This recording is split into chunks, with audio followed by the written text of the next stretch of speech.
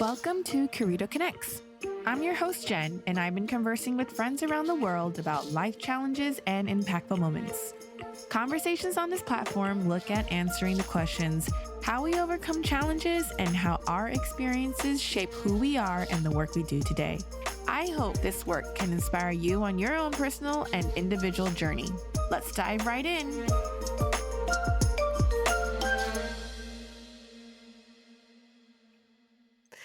Hello, my guest today is Irene Lu, founder and creative director of an Asian-inspired silk lingerie brand, Pillowbook. Irene founded Pillowbook back in 2012, where she has been passionate about creating body positivity, luxury intimate apparel with traditional Asian design and craftsmanship to boost women's self-esteem.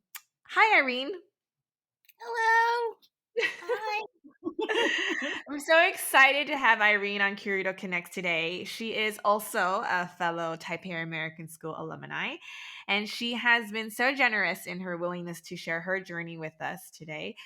From Taipei to New York City to Beijing to now Paris, having a love for lingerie to finding her own Asian roots and identity, which inspired her collections to starting her own brand and promoting body positivity messages through Pillowbook.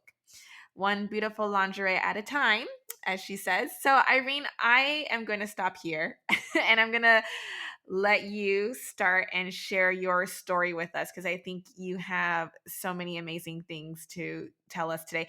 And also, obviously, everyone should start following your Instagram because you have some really great posts. Aw, thank you. Thank you so much for having me. This is my first pod, so it's really fun. I don't know where to start. Help. Okay, so I guess how We I can, started Pillowbook. yeah, like Well, how about like your first memory of falling in love with lingerie? all right, right. So I don't have like a single like aha moment. But I do know, like, ever since I was a kid, I've always loved really soft things. And eventually, like, when I finally, I don't, had something like silk, I just always wanted silk. And that evolved, and, that obsession took, went with me to college. And then when I had to choose a specialization, um, I just thought, like, lingerie design, there's silk in it. Why not? We can use silk in all my designs then, right? It's not like it's a menswear where you use wool, right? Or children's wear we use mostly cotton. So I was like, yeah, lingerie, because silk, silk. So it was mostly about like the silk part that got me into lingerie. And then I wasn't in love. Like, I did it and I continued and I shopped around for lingerie only because it was just like part of my part of my education and my career later on.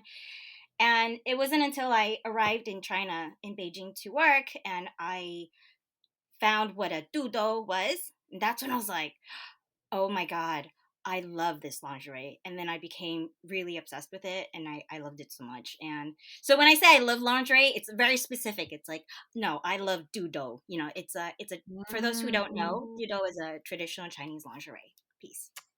Yeah. Ah, okay. But sorry, I'm gonna have to circle you back again because I'm curious to know, like, was your mom or maybe your grandmother, were they ones who wore silk a lot at home? I mean, because I'm thinking of myself, like in terms of when was I first exposed to silk, in terms Yeah. of a material.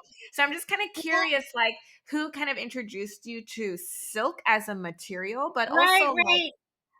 and then I'm going to ask another question, which is for those of us who are females, and when we go through puberty and we have to start wearing, bra, like training bras and trying to figure out Hmm. like, well, what kind of bras would fit me. And then later Hmm. on you learn about quote unquote lingerie. Right. And then, Hmm. so I guess in terms of your own experience with that, and then when you went to fashion school, why pick lingerie versus like, women's, I don't know, like couture wear, right? Like you could have selected many different types of Right.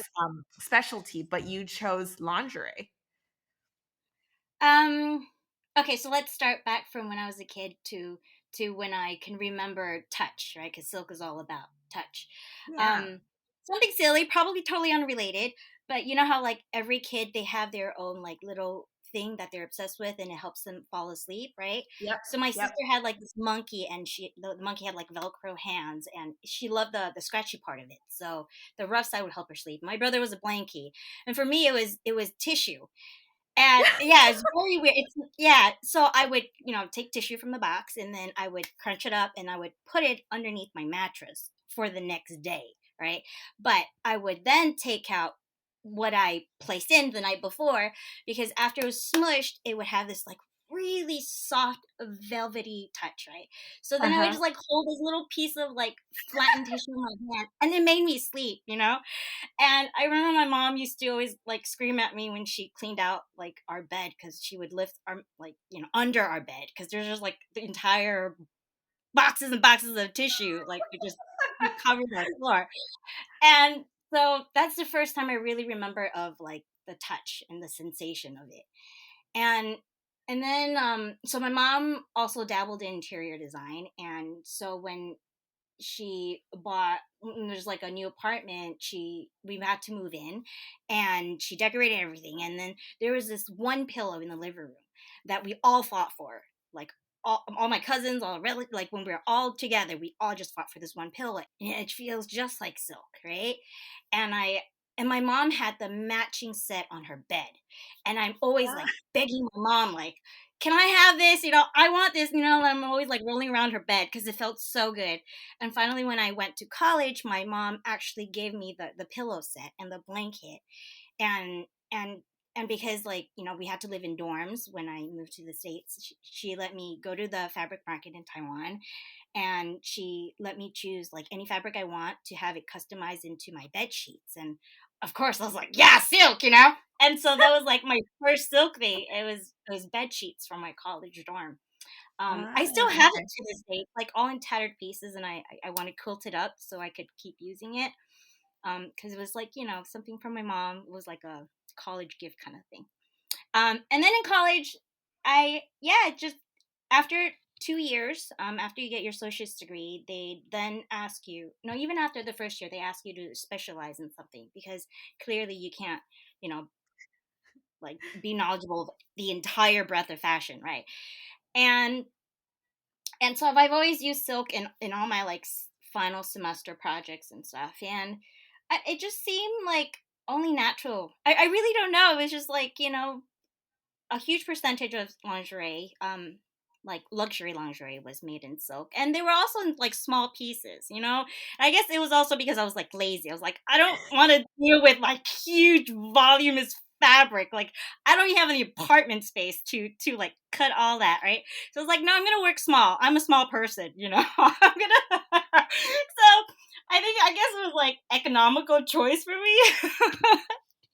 So, yeah, I just chose lingerie design, the size and the silk.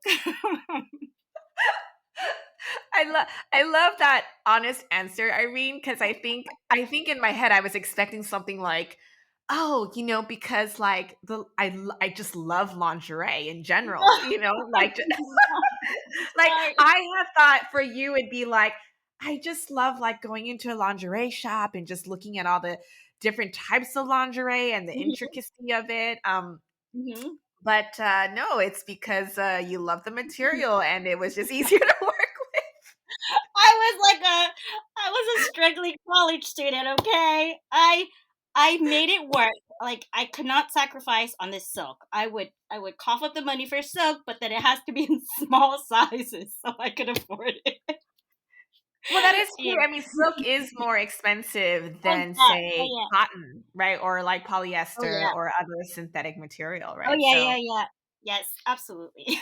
and it's not, correct me if I'm wrong, but it's not that easy to work with either, right? Like, Silk, it's really difficult. You have to right? be Yeah. very patient.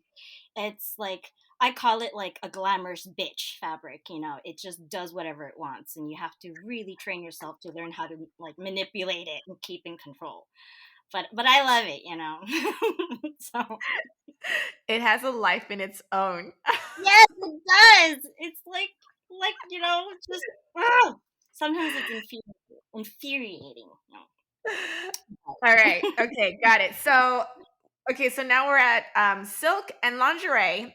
And then you went off to Beijing after you finished school in New York, right? I Yes, mean, why yes, Beijing when most people after fashion school probably I'm assuming again, I mean, yes, I've had some other fashion designers on my episodes, but usually the normal path would be to maybe go work for a lingerie in-house, right? yes, Or yes, stay in New York because yes, that's fashion house. So Beijing? yes. Yeah, during and after college at FIT, I did intern briefly at Jean Yu. She a very huge influence on me, and Kiki de Montparnasse, which is another like lingerie lifestyle.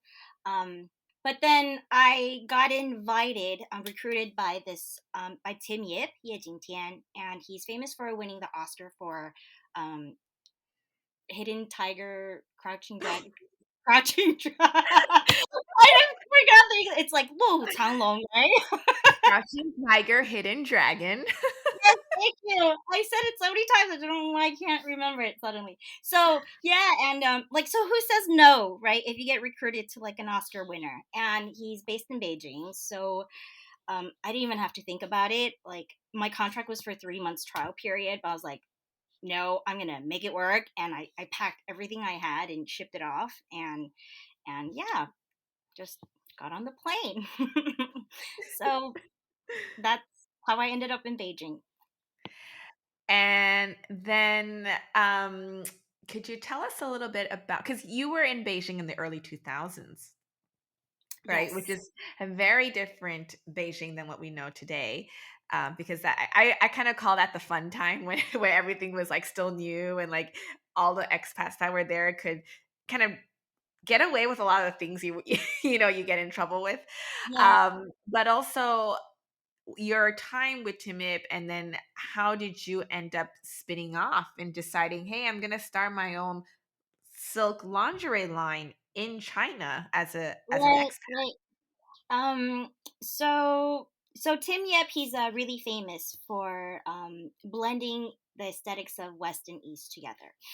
And so under him, I was exposed to like his visual sense, right? So through that, working for him, I had to do a lot of research on Asian like art and costumes and whatnot, and I discovered the Dudou, which is the traditional Chinese lingerie, and and so that kind of stuck in my head because I became really obsessed with it.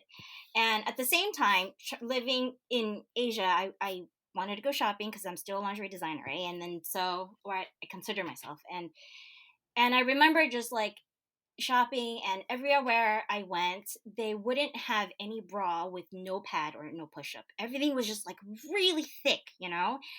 And it just got to a point, it was really repetitive and it was really boring that I would just like walk down the aisle because it's a really, really long aisle, and I would just like squeeze every single bra, like, like it was just like really thick, and it was just so difficult for me to find a really natural soft bra, or we call it like a bralette where there's no underwire.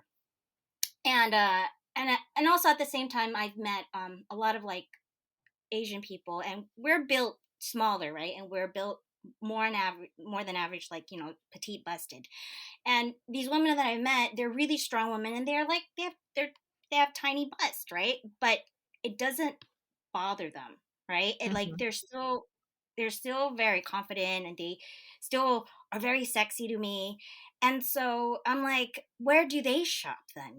Like, they don't wear these like padded bras. They don't want it too. So then when I finally left him, yep, I decided, like, you know what? I'm just gonna, if I can't find the bra, I'm gonna make the bra, right? And so I started Pillowbook, where I only made bralettes without the padding and all the hoo ha. And yeah, that's how I started. Sorry, I went in a lot of circles. No, not at um, all. I yeah, actually was very curious because I wanted to ask, like, the bra shopping scenario that you spoke of.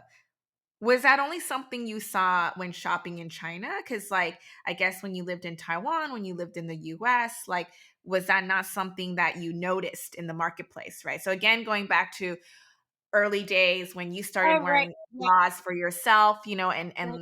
shopping for your own intimate wear. Yeah. I guess you also had a preference then too, like maybe you prefer to wear bralettes, you prefer to wear Mhm. silk ones. Um, Mhm. so it was because you were shopping in China, noticing that okay, in the China market, that's all they had, and you were Right. trying to solve your own dilemma of like, why Yeah. can't I buy? There was Yeah. no Amazon shipping back then, Right. so right, so you were kind of solving your own problem of like, I can't really find what I need here, so I'm Yes. just gonna make it myself. Yeah.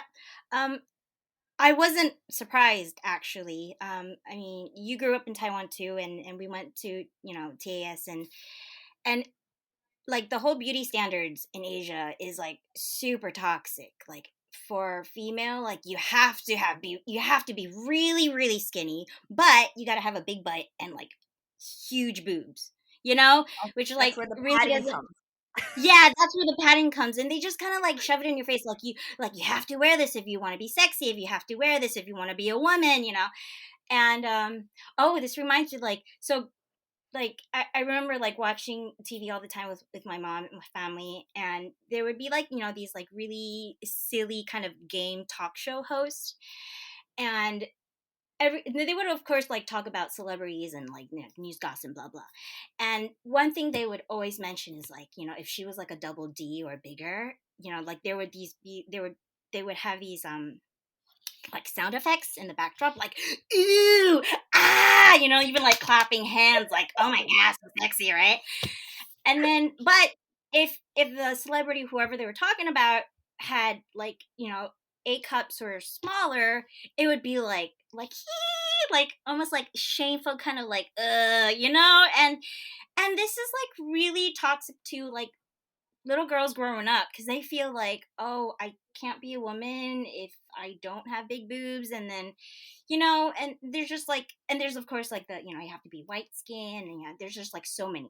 But since we're focusing on lingerie, yeah, that's one thing I noticed. So shopping in China, I wasn't surprised, but I was reminded of the days growing up in Taiwan and how that Mm. mentality came to be about, and it reflected on the market. So yeah, so sad. It's disgusting. Ugh.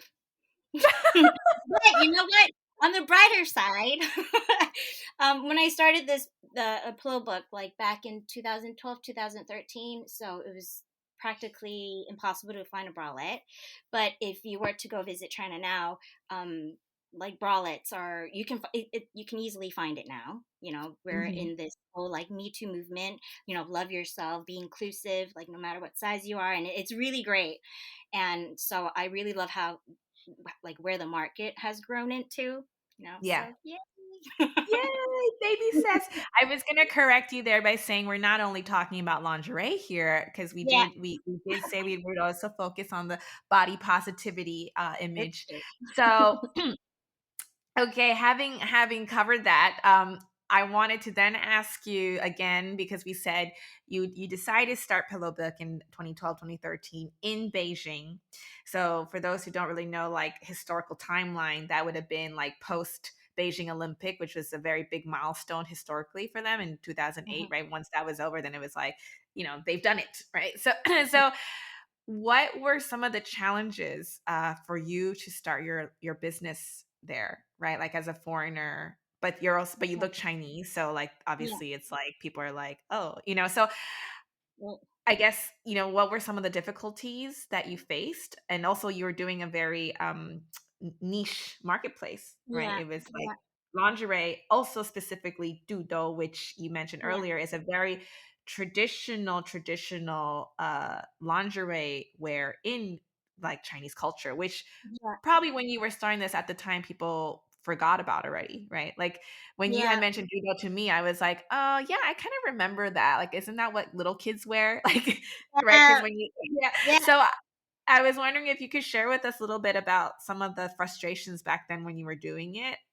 but also like how you overcame it and what were the benefits of you starting it in Beijing at the time, right? Because I right. think during that like 8, 10, 8, 9 years you were in Beijing starting your Mhm, brand, you really mhm. did put like a footprint in this marketplace. Yeah, well, I hope I did. Well, I just said um it for you, so you did. you. Yes, so the Dudou, you are right. Babies do wear it, but it's not only for babies. And like it's not taught ever, like even in my lingerie history class, like it was never mentioned, because the lingerie we wear now is very Eurocentric, and the history and everything is very very evolved around the lingerie history of Europe, or the States, right? And so not a lot of people know about it. And also during the Cultural Revolution of China, where they decided like we are not going to wear anything like traditional and blah blah, so that kind of lost its place in our wardrobe. um, and because of that, a lot of people um, that I've talked to and told them like, oh, I want to make Dudou, I've heard all the stuff. I've heard like, oh, it's like you said, it's for babies. But then I've also heard, oh, it's for young women, right? Or oh, it's too old fashioned, or oh, it's for curvier women, or oh, it's only for skinny women. Like I've heard just like all of them, and they each remark would kind of contradict each other. And I would be like, no, I'm still obsessed. I don't care. I'm still gonna make it, because I just saw so much potential in this like really beautiful like piece of art. I call it art. It's really amazing. And so what I had to do was, instead of just bringing it back from like the dead, just like as it was, like with a lot of embroidery, I had to rethink of how I could modernize it so that the contemporary patrons, or the contemporary wearer, it would be easier for them to accept. Um, and yes, I did move to Beijing almost right after the Olympics, and China was gaining recognition for being a powerhouse. But there were still like really negative stereotypes that was not affected by the Olympics, such as like, oh, things in made in China are so bad, they're so cheaply made, and exploitation of slave labor, and like blah blah blah, and just like went on and on and on. And uh knowing that I will start Pillowbook in Beijing back then, I know a lot of people will have that misconception of first assuming like my stuff is really bad, and then they're going to question like, why is the price so high if it's so badly made, and blah blah blah, right? And so it was a really big challenge, and I had to be creative, and I took everything in house, like everything was made in house, so that I had better control of the quality. And I invested a lot of time and funds into just training like seamstresses or couturiers to just one little design piece, like they would practice and practice that same thing over and over and over, like things like that. And it almost became obsessive. Like I would like look at every single stitch, I almost counted each stitch. And that's how obsessive I became in making sure everything came out like really high quality, and to kind of prove like, no, things in China can be made well. Mhm. It it's like, this is proof, like right. And then, but then it's my word from an Asian face against what other everybody's misconception of is, right. So I'm very fortunate that I reached out to two bloggers, Cora Harrington of The Lingerie Addict, and Carolina Laskowska. She has her own lingerie band. And so I reached out to them, and they're expert in the industry, and they recognize the stereotypes, and they also recognize the quality. And they both kind of was like a big champion for me since the beginning. And so it kind of, I that's how I was able to put my brand in place. I don't know if that's Mhm. the right word to say it. Yeah. Yeah, yeah, To start totally. traction was, Yeah. confirmation. Like it's not just what I said, but they said it too, and they see it in person. So yeah, that's it was really difficult, to that whole stereotypes. It still persists today, and but I'm still fighting it. And I remember like I used to have the labels, and it would say like proudly made in China. Like I was like, I had to like stick it in the face. Yeah. So that's that. Um, But you don't have that challenge now because I'm based in Paris, right? And so there's another stereotype that everything made in France is so good, right? So that works to my favor. well, I mean, great segue there because I was just going to ask you. You had mentioned that you spent so much time training your seamstress in China, in Beijing, and when you started your brand, and you had just moved to Paris shortly before the pandemic. Is that right? Yeah, Sh- Right. 2019. Yeah. So that's like another challenge in itself. Like you had established your team, put a mark with your brand, kind of got your whole SOP down with Yeah. how you're branding this and selling it and promoting and proudly made in China. And then suddenly you and your family, a family of three, you, husband, and your young son, decided It does. to, and your dog, four, pack up from Beijing to move to Paris, where your husband's from, lingerie capital, right? So Mhm. how did you process all of that? Like, it's like another whole Oh, like whole identity yeah. of like, uh, yeah. Yeah. I I mean, feel like I'm I still see the processing it. oh, you're so all I think right. I have Well, a lot more clarity now after 3 years, yeah, of what I call the dark ages, like from giving birth to moving to a new country where I don't speak the language, and in France, they're really. I mean, France is such a great country with their museum and history, but because they're so proud of their language, they're not so forgiving if you don't know the language, right? So that kind of hit me hard, still is. So the language, and then the pandemic, like these past 3 years, I've been really off the radar. I was really at my worst. It was like my dark ages, right? Um, but I've had a lot of time to think, and so in the beginning, I struggled because, in Asia, I was like top of the game. I was, like all my stuff was like the highest quality, and there was no other brands like it, or in coming like Pillowbook coming from Asia. Um, and I had my employees, and she's so very I train her and all of that.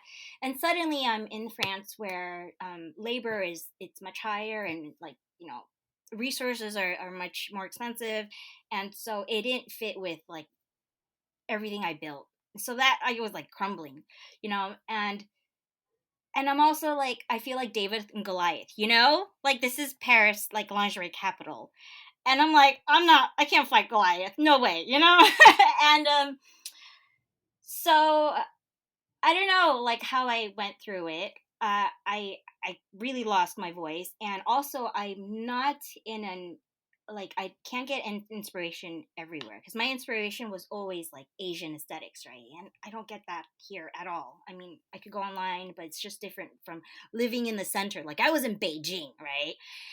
Um, and I guess I somehow I figured a way to just like oh gosh, like there was just how did I figure it out? I don't even know. I really don't. Like there was a lot of aspects that made me figure out what to do. Like for example, I had all this beautiful lace at my hand right now. Like I live above the fabric market, which I could just use, but I limit myself, right? I'm like, no, like lace is very like the history is in like Europe, right? And I need to just stick with my original vision and do what I can with just silk, right? Because silk is also invented in China, and so I think I have to go through a lot of what is that word? Help me like out. I was like, I was gonna say like revamp, reiteration. Yeah, Like, no, those were not the words you were looking yeah, for. I guess. Oh Like gosh, a lot of I know a what lot of the answer trial. for. Like you were doing a lot of trial and error, No, I or actually like didn't just work at all. For 3 years, I didn't work. I was like hiding, really. It was a really, really dark moment.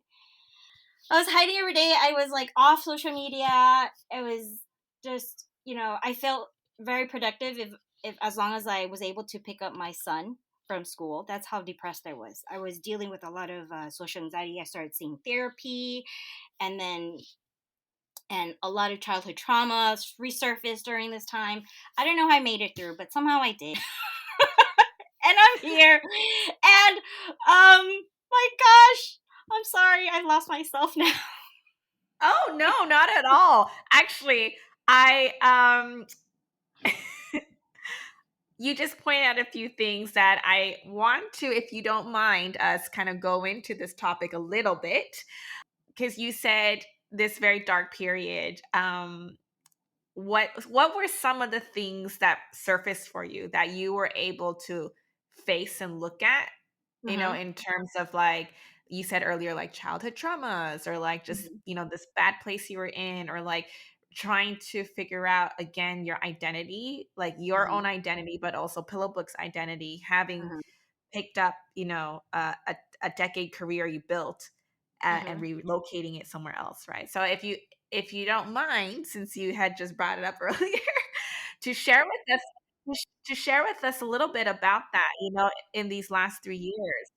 Somehow it's taking me a hard time to remember why. I knew it like yesterday, but now I do. Thanks for reminding me. Okay, yes. So I think what put me through was there was a few supporters on my Instagram account, followers and patrons of Pillowbook. Even though I stayed silent, they still send me like all these really sweet messages, like, like, hope you're doing okay, like, and they kind of reminded me of why I started Pillowbook from the beginning, and it was Yeah. something like had to do with my culture, like the Dudou, right? It had to do with my Asian heritage and my roots, and that's why I loved it Oh, so much. and yeah. and so I think yeah, moving here was just like I forgot everything, right? And I was fighting with my own ego of being like the best, in China, right? And so these really lovely ladies, they reminded me of all this. And then plus on top of that, with the whole like increase of Asian hate, um, it made more sense for me to be like, okay, you can either hide or you can take this opportunity and to share the beauty of Asian culture to kind of balance out all the hate that's going through, right? Because of COVID and the whole pandemic is, encouraging all this racism. And it helped me kind of refocus and remember why I started from the beginning and to continue that. I think more with a purpose now. Before it was just to Yeah. make really, really good stuff come out from China, but right now it's more like, oh, if I had to make anything, it had to have some kind of inspiration from Asia, and all my inspiration has to be like, Asian aesthetics or something to do with the cultural, the history, the beauty of Asia, right? Mhm. And yeah, so yeah, I think it's that, like, that kind of light bulb. Like that Yeah, beacon, like, flashing yes, there. exactly. Like, don't hide. Like, yes, there's a lot of hate and bullying, but don't let that put you down, right? Because we need more people to kind of balance that out. And I was like, yeah, I'll be that one. I can share beautiful things. So yeah, I think that's what put me through, got me out of that horrible time.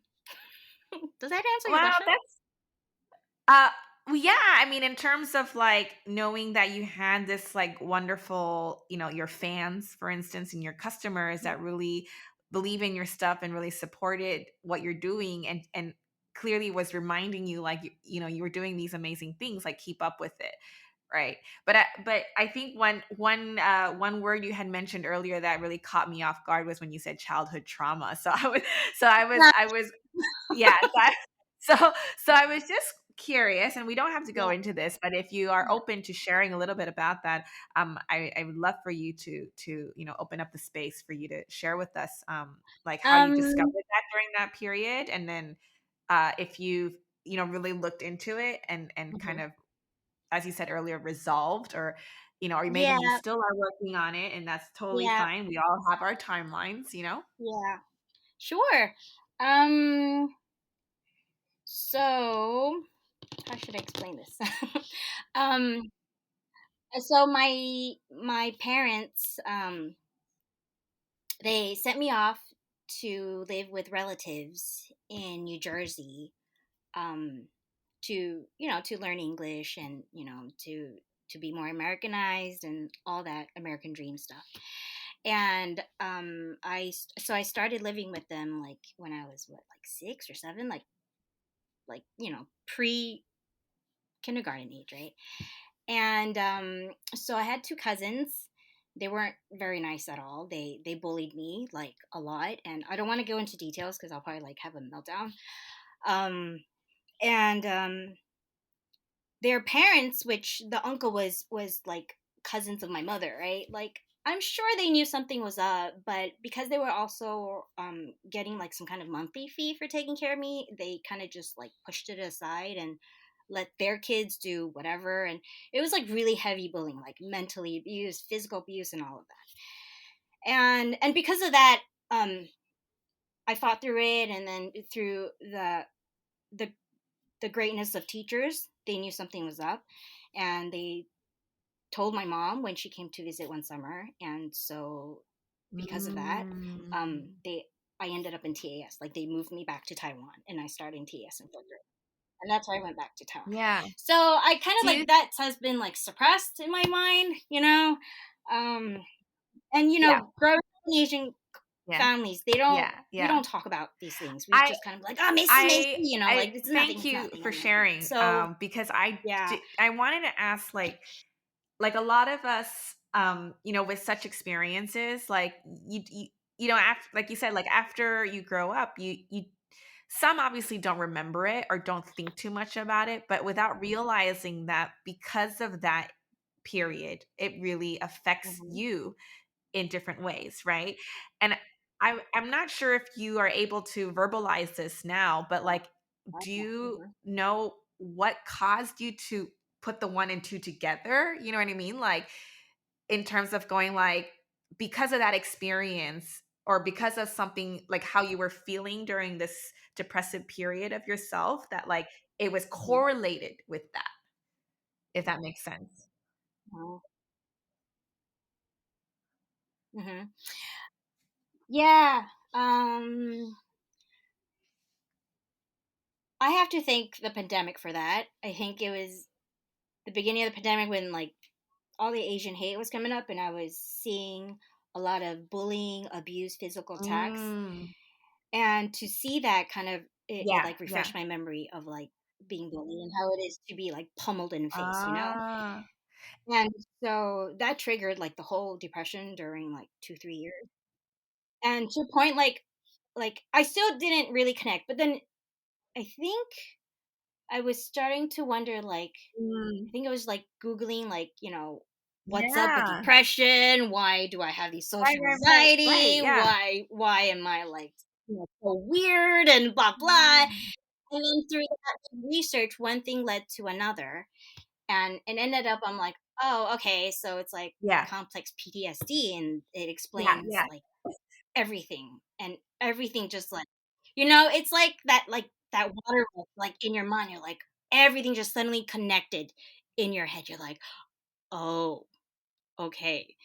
And so that's why last year, was it last year or 2 years ago, that's when I finally told my husband about this experience. He didn't know about it before, and I've been with him for like 9 10 years. Yeah, And yeah, then I yeah, told him like, yeah. Well, good I for think I need help, you. and I'm so very he proud took me of to therapy. you. Yeah. That is so powerful. I know we kind of veered a little bit, but Thanks. to stay on part to the theme of Curito Connects, I really wanted to like have you share that part. So I'm gonna loop us back to slowly wrap up. I mean, obviously, I want to say I'm Okay. so happy to hear that you're back, and I'm looking forward to a lot of these fun things you're gonna create going forward.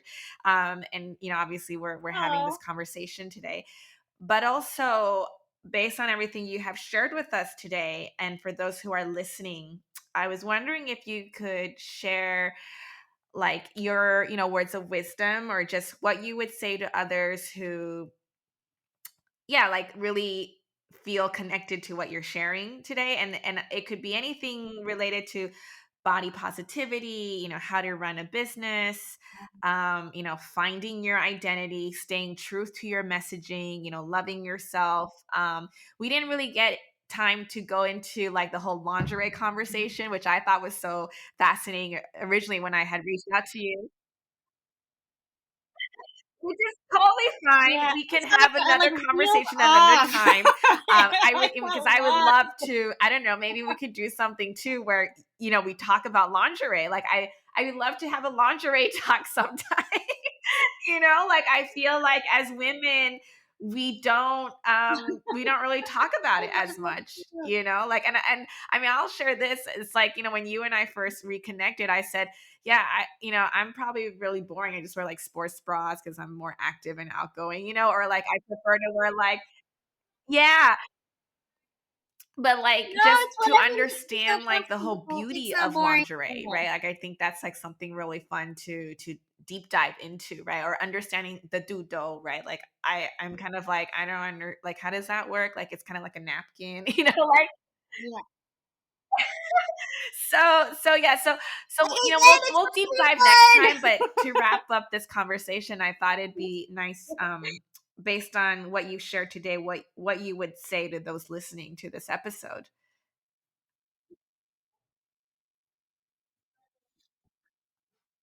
Sure. Let's see. For anyone who wants to start their own brand, my and I think especially for Asian designers, we also have like, stereotype of being like copycats, right? So if you want to avoid that, I suggest you do not follow trends. Yeah, all the brands that you love, just like unfollow them. It has helped me.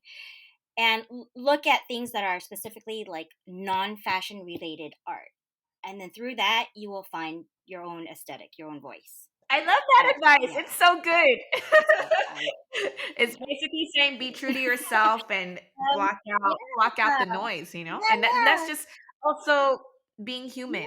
yeah, It's not just creating a brand; it's just being exactly. you. So it correlates.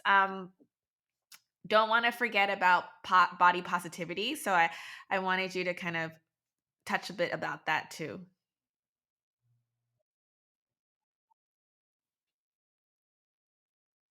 Just love yourself. Beauty is in the eyes of the beholder. I love saying that. Like what you feel may be ugly in this country is absolutely beautiful in another country, right? So just like move countries, right? Or just like That is also change the very people true, around you. and I would you know? And beauty is a trend too. Seriously, beauty is a trend. Like, the size, figure size, or like even just like the shape of our eyebrows, like everything is a trend. So if anyone's gonna shit on you for not being trendy, just be like, dude, I'm just like a way ahead of the game. Like I'm starting the or you can trend, always be like, okay? I'm Just like wait vintage. 10 years.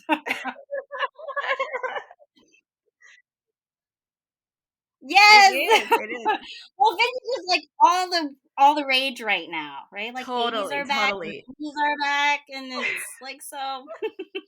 Yes. You just gotta wait for Um, the circle and then to I to always to end, right? ask my So guests to share, like, whether they had some books or podcasts or movies or maybe some activities that you did during that time you were, as you said earlier, in your darkest days, or just what keeps you grounded on a day to day. And I think you had briefly mentioned earlier, so obviously your devoted customers who encourage you and tell you these positive things about what you created and what they love about you. And also, you also mentioned this throughout the episode too, about your Asian roots is something that kind of keeps you grounded, in terms of like filling your cup with your creativity. So I was just curious if there are maybe some books or what, it could be whatever, that keeps you rooted and grounded and keeps you moving forward.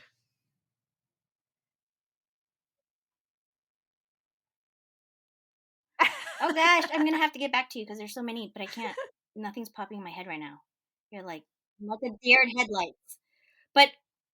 But what does keep me grounded for sure, like there's always Asian food. Always. Whenever I get really depressed, I just like go out and like we never go out. I don't like wasting money on restaurants. But if it's an Asian restaurant, I'm like, here, take my wallet, Well, where are some of your go-tos in Paris then? Where are some of your Asian go-tos when you're Um, depressed? there's You're this. like, We just "We're went going to this here place. tonight."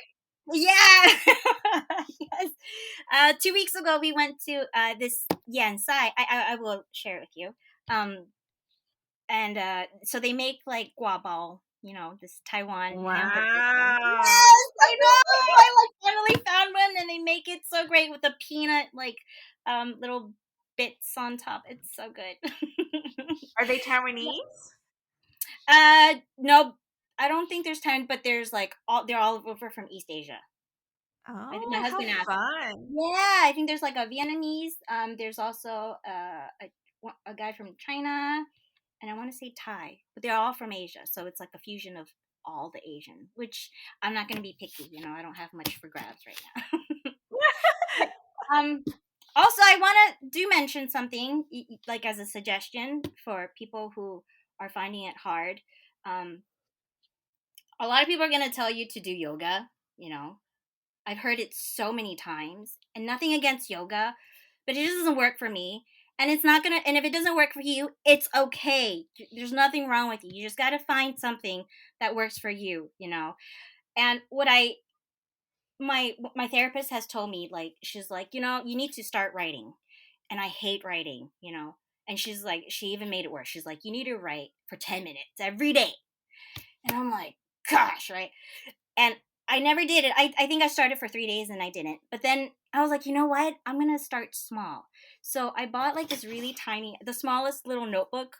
You can't see it because visual, but you can see that this notebook is like smaller than my head, right? So I was like, all right, I'm going to write, but at my own pace. I'm going to just do one small page a day, you know? And I've been keeping it up for the past 60 days. And it's like somehow done wonders for me. I feel like so proud of myself when I finish like 10 lines. And it's really, and somehow I just feel so accomplished. And then the next day I'm like, yeah, I can do more, and I can conquer the That's world. It just somehow came to it. amazing. So my point is, like, find something that works for you. You know, Yeah. everyone's going to give you their suggestion, and you can Yep. try it, sure, but if it doesn't work, don't feel defeated, don't feel like you're stupid or bad or horrible, whatever. It just means it doesn't work for you. Just work Yeah. on your own Yeah. pace, work on your own terms, and find something. And starting really really small always helps. That is so great, and thank you for bringing that to the table because, for those who have listened to all my previous episodes, a lot of them are quite yoga heavy, right? Have a Yeah. lot of Oh, sorry, yogis. I don't want to No, offend no, anyone. not at all. Nothing No, against no, not at yoga. all. No, no, no. I mean, that's my whole point. Like, I love that you said that because it's true. Like, it's not one thing fits all, right? Or one shoe. Oh, yeah, what's the saying? One size fits all. One size fits Um, all. one size fits all because there are so many things out there. You just need to figure out what works for you, Oh yeah. right? And like you said, like everyone's going to tell you their 2 cents on what worked for them, but Mhm. if you don't want to namaste, then don't namaste, like if you prefer to like put on running shoes and go for like long runs because you Mhm. find that meditative, go do Mhm. that. Mhm. So thank you for pointing that out. I think that was really, really helpful and very true. Yeah, I hope it helps anyone who needs to hear it. Yeah. And so I will put all your links in the episode resources, including the what did you say you were going to tell me?